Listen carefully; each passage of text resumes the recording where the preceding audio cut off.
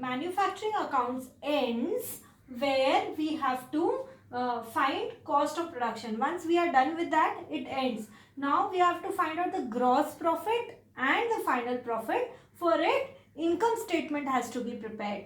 So first part of your income statement, calculation of gross profit. What do we have to do? Sales minus cost of sales. So sales less cost of sales.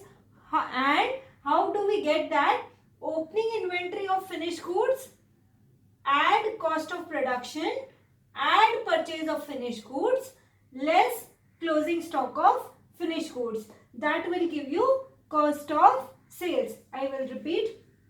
3 things you have to add: opening inventory of finished goods, add cost of production, add purchase of finished goods, and subtract closing stock of finished goods.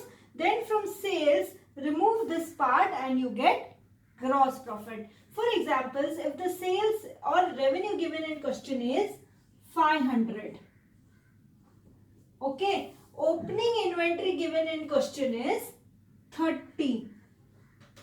Cost of production we earlier had, we had calculated cost of production and that came up to 270. Purchase of finished goods, for example, it is 50.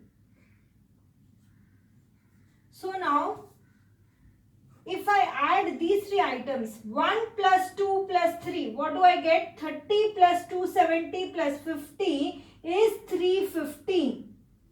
So 350.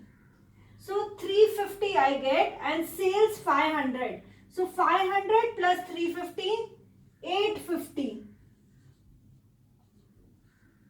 And then less closing stock of finished goods. If closing stock of finished goods is say 50, so what will be my gross profit? 850 minus closing stock of finished goods, that is 50, 800. So the formula you have to keep in mind.